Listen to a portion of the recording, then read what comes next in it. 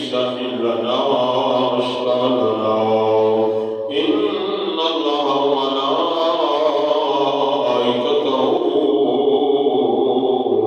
يصلون على النبي يا أيها الذين آمنوا صلوا عليه وسلموا تسلیما. کوئی بھی زبان خاموش ہے، محبت کے ساتھ پڑھیے السلام علیک یا سیدی یا رسول اللہ وعلی آلک وصحبک یا سیدی یا حبیب اللہ. سب مل کے پڑھیے درود پاک الصلاۃ والسلام علیک.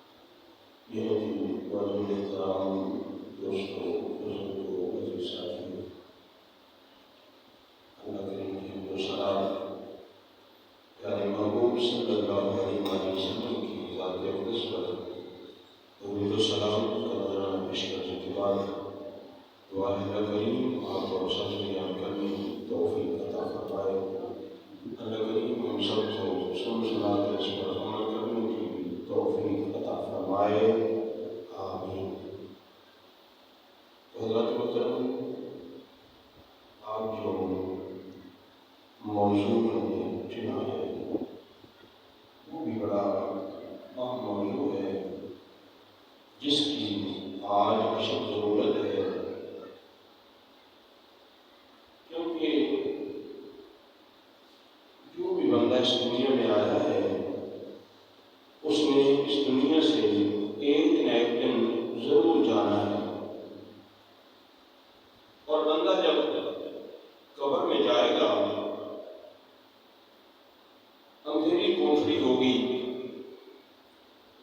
کوئی روشنی کا انتظام نہیں ہوگا، وہاں پنکھے کا انتظام نہیں ہوگا، اور اس کو آج ہم قبر کہتے ہیں۔ تو بندہ جب قبر میں جائے گا تو اس کے سامنے دو فرشتے آتے ہیں، تو سوال کرتے ہیں، 3 سوال ہوتے ہیں اور بڑے عام سوال ہیں۔ سب سے پہلا سوال ہوتا ہے من ربک، تیرا رب کون ہے؟ پھر سوال ہوتا ہے ما دینک، تیرا دین کیا ہے؟ ما کنت تقول فی ھذا الرجل، امام الانبیاء صلی اللہ علیہ وآلہ وسلم کے بارے میں پوچھا جائے گا کہ جب تو دنیا میں تھا تو تیرا اس ہستی کے بارے میں عقیدہ کیا تھا؟ لیکن یاد رکھیں، قبر میں سوال عقیدے کا ہوگا، رب کے بارے میں پوچھا جائے گا، دین کے بارے میں پوچھا جائے گا، امام الانبیاء صلی اللہ علیہ وآلہ وسلم کی ذات کے بارے میں پوچھا جائے گا۔ لیکن میرے اور آپ کے آقا صلی اللہ علیہ وآلہ وسلم نے فرمایا کہ قیامت والے دن سب سے پہلے اول ما یحاسب به العبد یوم القیامۃ الصلاۃ، قیامت والے دن سب سے پہلے بندے سے نماز کا سوال کیا جائے گا۔ قبر میں عقیدے کے بارے میں پوچھا جائے گا، کیا تیرا رب کون ہے، تیرا دین کیا ہے؟ اور یہ جو سامنے نورانی شکل والے پیارے آقا صلی اللہ علیہ وآلہ وسلم تشریف فرما ہے، ان کے بارے میں دنیا میں تیرا کیا نظریہ تھا، کیا عقیدہ تھا؟ تو یہ تو بات قبر کی ہوگی، اور ایک حدیث مبارکہ میں صرف یہی سوال کیا جائے گا ما کنت تقول فی ھذا الرجل، اس لیے کہ جو بندہ پیارے آقا صلی اللہ علیہ وآلہ وسلم کو مانتا ہوگا، میرے آقا سے محبت کرتا ہوگا، ظاہر ہے وہ رب کو بھی مانتا ہوگا۔ جو میرے آقا سے محبت کرتا ہوگا، میرے آقا سے پیار کرنے والا ہوگا، تو اس کا دین بھی سلام ہوگا، اس کا عقیدہ بھی صحیح ہوگا۔ تو فرمایا یہ سوال قبر میں ہوں گے، لیکن حشر والے دن، قیامت والے دن سب سے جو پہلا حساب ہے وہ نماز کا ہوگا۔ سب سے پہلے کون سا سوال ہوگا؟ نماز کا ہوگا۔ تو آج کسی کو کہا جائے کہ نماز ادا کر لو، تو وہ آگے جواب دیتے ہیں کہ فلاں بھی نہیں پڑھتا، یا میں ایک نماز پڑھ لیتا ہوں، باقی مجھے فرصت نہیں ملتی، مجھے ٹائم نہیں ملتا۔ اور کچھ ایسے ہیں جو نماز کو ادا کرتے ہیں، لیکن نماز کے فرائض، واجبات، سنت ان کا نہیں پتا۔ کچھ ایسے ہیں جو فرض ادا کرتے ہیں، سنت چھوڑ دیتے ہیں۔ کچھ ایسے ہیں جو فرض پڑھتے ہیں، سنت بھی ادا کرتے ہیں، نوافل چھوڑ دیتے ہیں۔ لیکن میرے آقا صلی اللہ علیہ وآلہ وسلم نے فرمایا کہ قیامت والے دن ایک بندے کے نامہ اعمال کو کھولا جائے گا۔ جب کھولا جائے گا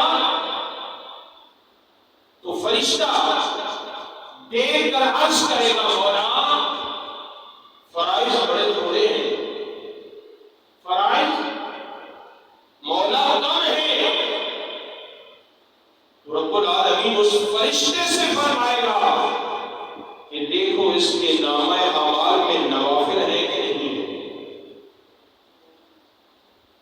ہم تو آج فرائض میں کوتاہی کرتے ہیں، 5 وقت کی نمازیں نہیں ادا کرتے، تو یہاں میرے اور آپ کے آقا صلی اللہ علیہ وآلہ وسلم فرما رہے ہیں نامہ اعمال کھولا جائے گا۔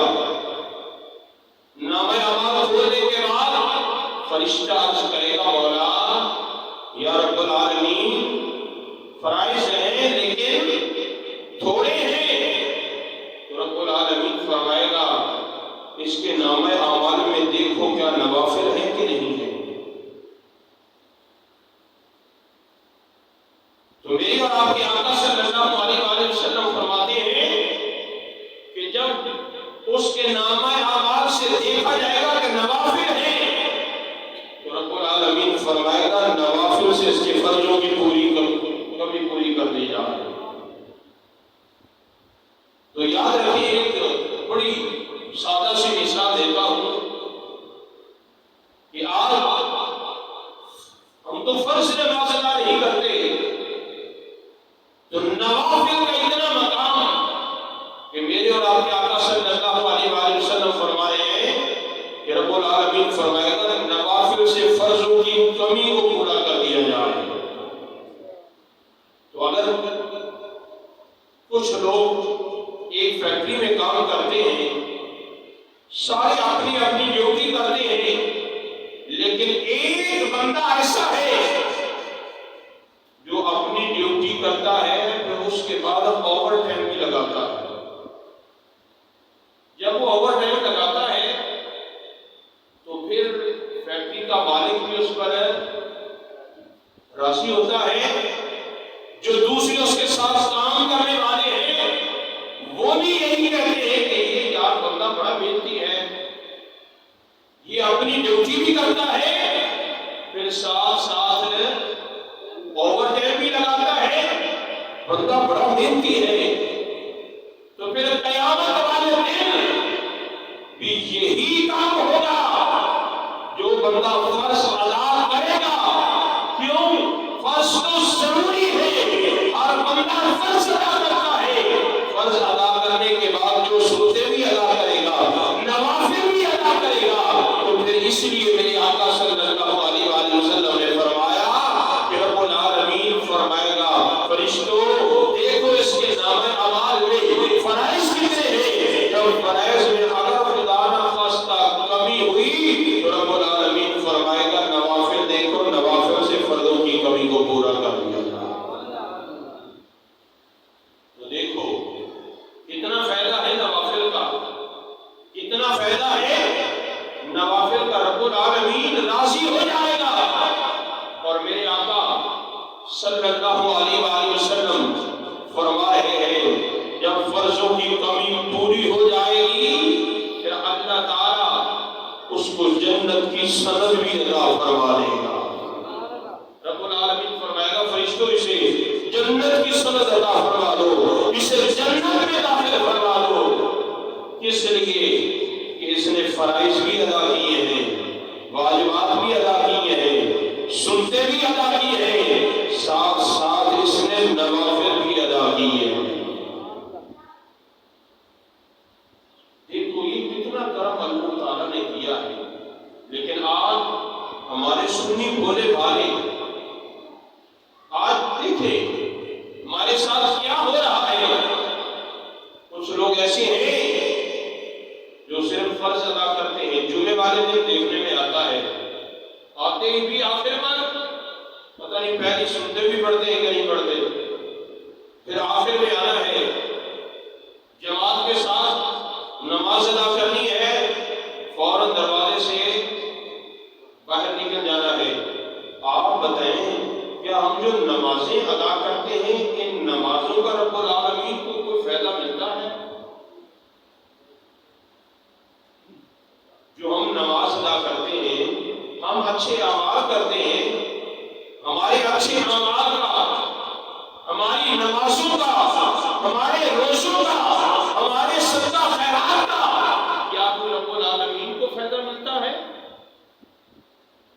کوئی فائدہ نہیں ہوتا۔ لیکن فائدہ کس کا ہے؟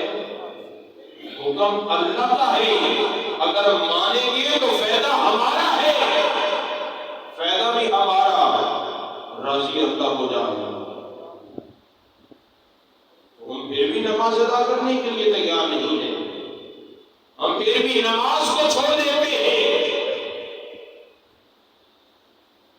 تو اگر کوئی بندہ قیامت والے دن عرض کرے مولا مجھے تو زیادہ مصروفیات تھی، میرے بال بچے زیادہ تھے، تو کسی کا بھی عذر قبول نہیں ہوگا، کسی کا کوئی بھی قبول نہیں ہوگا، چاہے بادشاہی کی عرض کرے گے مولا تم نے مجھے بادشاہت عطا کی تھی، اس لیے مصروفیت بڑی تھی، میں نماز نہیں ادا کر سکا، پھر بھی اس کا عذر قبول نہیں ہوگا۔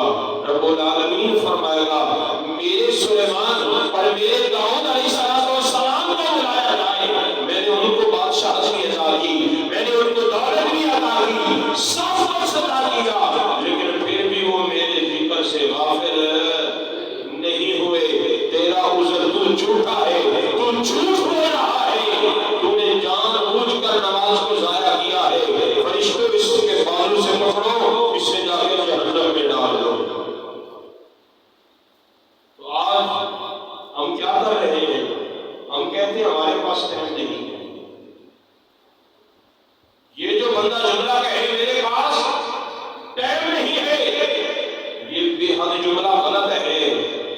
اپنی قسمت پہ رویا کر، رو کر اللہ کی بارگاہ میں دعا کیا کر، مولا کرم فرما دے، مجھے بھی توفیق دے، میں بھی تیری بارگاہ میں کھڑا ہو کے تیرا ذکر کر سکوں۔ مولا مجھے توفیق دے۔ میں اکثر یہ بات کرتا ہوں، میں جس سے محبت کرتا ہوں میرے گھر میں وہی آئے گا۔ میرے گھر میں کون آئے گا؟ میں کسی کو جانتا نہیں، میں کسی کو پہچانتا نہیں، میں کسی کو جانتا پہچانتا نہیں، کوئی بندہ میرے گھر میں آئے گا؟ نہیں آئے گا۔ وہی آئے گا جس کے ساتھ میں محبت کرتا ہوں، جس پر میں راضی ہو جاؤں گا، وہ میرے گھر میں آئے گا۔ تو وہ وحدہ لا شریک، وہ احکم الحاکمین، جس پر راضی ہوتا ہے اسے اپنے گھر میں بلا لیتا ہے، اسے توفیق بھی دے دیتا ہے، صرف تو نے ارادہ کرنا ہے، تو نے اللہ کی بارگاہ میں دعا کرنی ہے، عرض کرنی ہے، مولا میں تو گنہگار ہوں، مولا تو مجھے توفیق دے تاکہ میں 5 وقت کی نماز جماعت کے ساتھ ادا کر سکوں۔ مولا میں تو بڑا غافل ہوں، میں بڑا غافل ہوں، اتنا غافل ہوں کہ دنیا میں اس دولت کے پیچھے ایسا لگا ہوں کہ مجھے اتنی فرصت نہیں ہے، میرا دل اتنا سیاہ ہو چکا ہے کہ اذان ہوتی ہے، اذان کی بھی کوئی فکر نہیں ہے، نماز ہو رہی ہے، نماز کی بھی کوئی فکر نہیں ہے، جمعہ المبارک ہوتا ہے، لوگ پھر بھی باہر گلیوں بازاروں میں موجود ہیں۔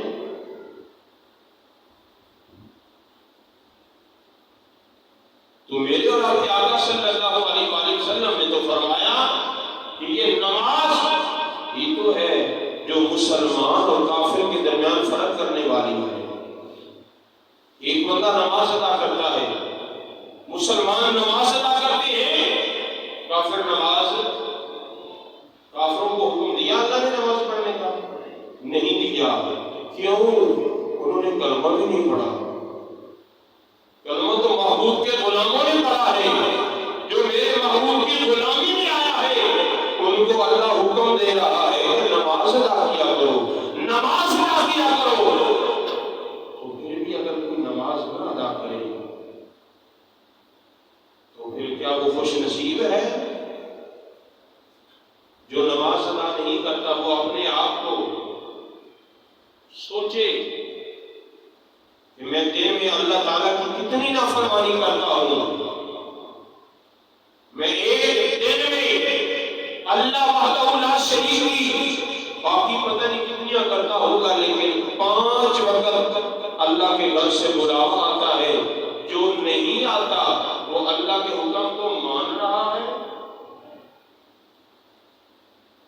جمعے کی اذان ہو جائے، جمعہ بھی ہو رہا ہے، بندہ پھر بھی اپنی دکان بند نہ کرے، وہ اللہ کی مان رہا ہے. جو کسی کا حق کھائے، جھوٹ بولے، چغلی غیبت کرے، کیا وہ اللہ کا حکم مان رہا ہے؟ اچھا، ساتھ ساتھ حکم بھی نہیں مانتے، پھر کہتے ہیں پتہ نہیں یہ بیماریاں ہیں، پریشانی کیا ہو گیا پتہ نہیں. اللہ ہی کرم فرمائے. کرم تو وہ فرمائے گا جب تمہارے ارادے نیک ہوں گے. جب ارادے نیک ہوں گے پھر اللہ تعالیٰ ضرور کرم فرمائے گا. اللہ کریم تو کرم فرماتا ہے.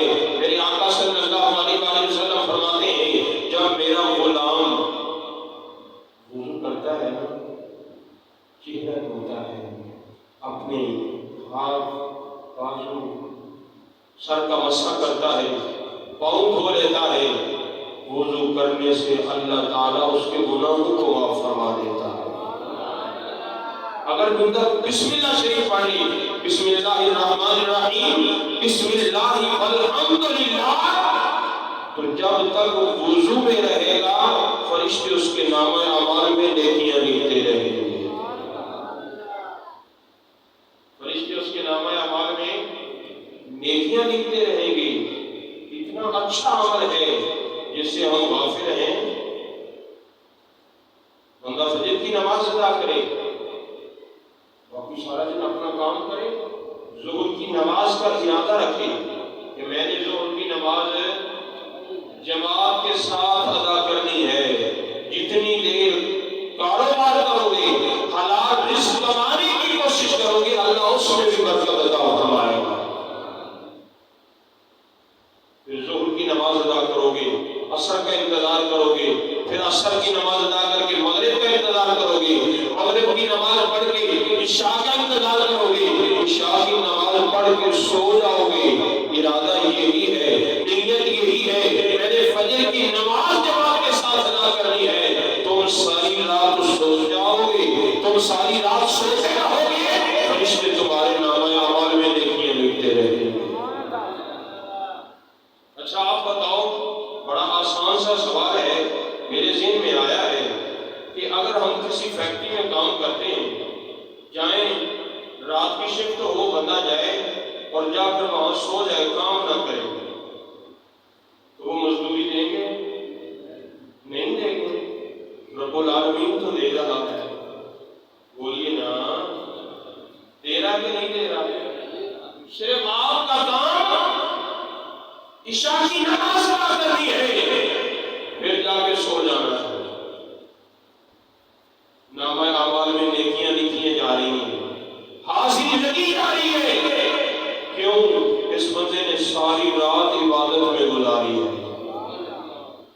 اب سونا بھی عبادت بن گیا، تو اتنا اجر کون دے گا؟ وہ وحدہ لا شریک ہی تو دے رہا ہے. اس کی رحمت تو آوازیں مار رہی ہے، لیکن انسان تو اتنا غافل ہے، اتنا غافل ہے. میں اکثر یہ شعر پڑھتا ہوں کہ روح نکلی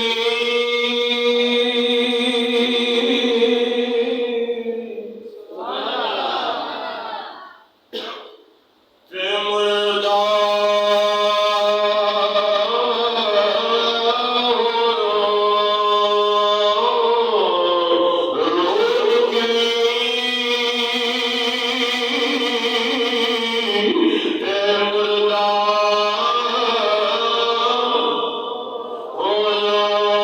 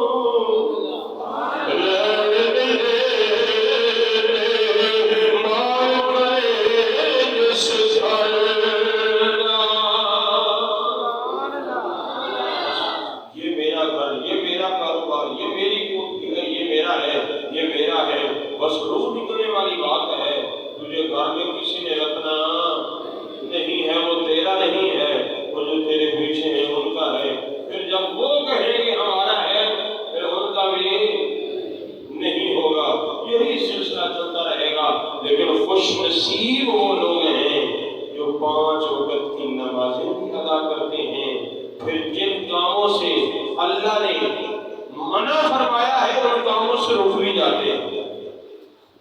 جن کاموں سے منع کیا، کیونکہ ان الصلاۃ تنہی عن الفحشاء والمنکر، نماز بھی ایسی ہے جو برائی سے منع کرتی ہے، برائی سے منع کرتی ہے، برے کاموں سے روک لیتی ہے۔ تو ادھر بندہ نماز بھی ادا کرے، ساتھ ساتھ جھوٹ بھی بولے، چغلی بھی کرے، غیبت بھی کرے، پھر وہ بندہ بھی اپنی نماز کا خیال کرے، کیوں؟ اس کی نماز ابھی تک صحیح نہیں پڑھی جا رہی، کیونکہ قرآن حق ہے تو وہ نماز اپنی میں خشوع و خضوع پورا کرے، اپنی نماز کامل کرے۔ جب اس کی نماز کامل ہو جائے گی، اچھی ہو جائے گی، جب خشوع و خضوع کے ساتھ ادا کرے گا، پھر وہ کبھی جھوٹ بھی نہیں بولے گا، اس لیے کیونکہ وہ نماز صحیح ادا کرتا ہے تو نماز برے کاموں سے روک لیتی ہے۔ تو اللہ کریم کی بارگاہ میں دعا ہے اللہ تعالیٰ ہم سب کو 5 وقت کی نمازیں بجماعت ادا کرنے کی توفیق عطا فرمائے، آمین۔